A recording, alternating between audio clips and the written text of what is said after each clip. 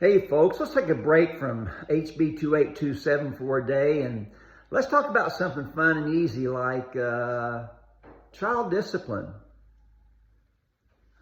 One of my pet peeves is when I'm on the road, I pull into a gas station, stick the nozzle in, click it on, and I go over to grab the squeegee out of the wiper fluid bucket, and it's either dry or caked with mud.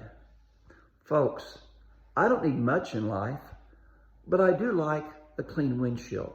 I do like fresh wiper fluid and a nice squeegee. That's all I need in life, really. And I made it my personal crusade to make sure wiper fluid buckets everywhere would be filled with fresh fluid to the brim. How did I do that? Well, I started here in my home state. And as I would go back and forth to Chicago, I would usually stop at the same 2 or 3 gas stations. And by chance, one time I was there, they were just filling up the wiper fluid buckets. And so I made it a point to go in. I asked for the manager. She came out and she had that sheepish look on her face like, what's wrong now? I said, hey, just want you to know, I'm so grateful to having the wiper fluid buckets filled to the top. Most people don't do that. That's important to me. I'll be back. You could just see the relief across her face when it was something positive rather than something negative, somebody complaining. And so for the next 2 or 3 months, I made it a point, whatever gas stations I stopped at, who had good wiper fluid buckets and had them all filled, I made a point to go and talk to the manager. Then I would push the button on the gas pump and say, hey, I'm just out here getting some gas. I saw the wiper fluid buckets are full. Thank you so much. I really appreciate that. Now, folks, at some time, there may be a wiper fluid drought that goes across the entire world. But I can guarantee you there'll be 2 or 3 gas stations that I know of who will always have their wiper fluid buckets filled to the brim. Now, the point is this. I could have gone in and griped when it was low, but instead I waited until they were full to go in and brag on them.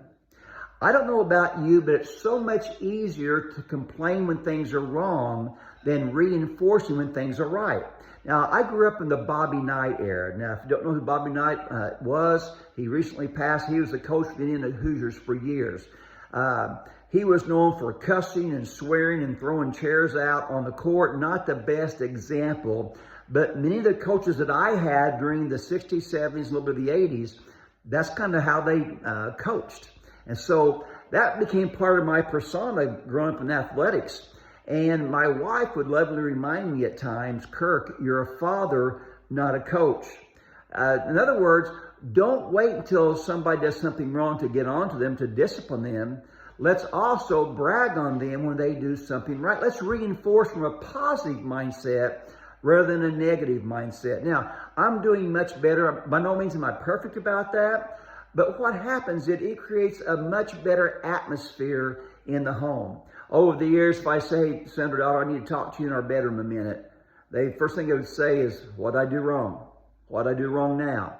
And so that was just kind of a warning shot over the bow of my boat to be more encouraging, but also to discipline as God calls us to, but to discipline from a positive viewpoint. Folks, if God would get on to me every time I sinned, that's all he'd have time for in this entire universe, because I mess up a lot.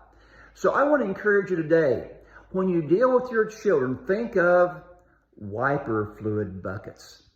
Let's look for a chance to reinforce positive behavior rather than always getting upset when you see any negative behavior. Folks, our kids are such good kids. They try hard. They want to please us. Let's not provoke them to wrath by always getting onto them.